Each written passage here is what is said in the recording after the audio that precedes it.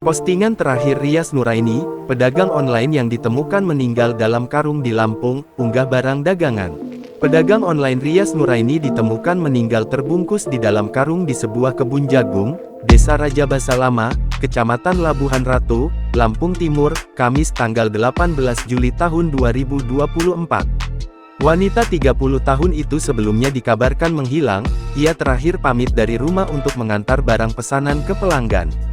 Keseharian ibu satu anak ini memang berjualan online. Ia kerap kali mengantar barang pesanan ke pelanggan. Namun sejak Rabu tanggal 17 Juli tahun 2024 Rias Nuraini tak kunjung pulang ke rumahnya. Hingga Kamis tanggal 18 Juli tahun 2024 pagi, jasad Rias Nuraini ditemukan oleh warga bernama Oki. Jasad Rias Nuraini berada di dalam karung. Selain itu, terdapat juga motor korban di kebun jagung tersebut. Dilihat dari akun korban @riasaza, korban masih sempat memposting barang dagangan pada hari ia dikabarkan hilang. Postingan terakhir Rias Aza sebelum hilang dan ditemukan tewas mengunggah barang dagangan lemari.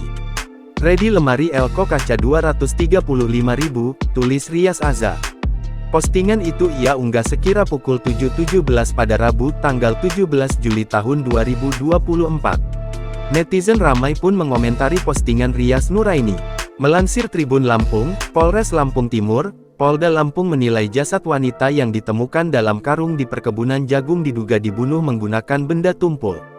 Kasat Reskrim Polres Lampung Timur, AKP Maulana Rahmat Al-Haki menuturkan, jasad wanita berumur 30 tahun itu diduga dibunuh menggunakan benda tumpul usai ditemukan sejumlah luka lebam di bagian wajah. Kasat mengaku, pihaknya tetap melakukan penyelidikan untuk mengungkap keberadaan pelaku. Kami akan berkomitmen dan bekerja keras. Pelaku akan kami tanggap secepatnya, ujar dia, Sabtu tanggal 20 Juli tahun 2024. AKP Maulana mengatakan, polisi telah mengumpulkan sejumlah barang bukti dari tempat kejadian perkara TKP. Download Tribun X sekarang, menghadirkan lokal menjadi Indonesia.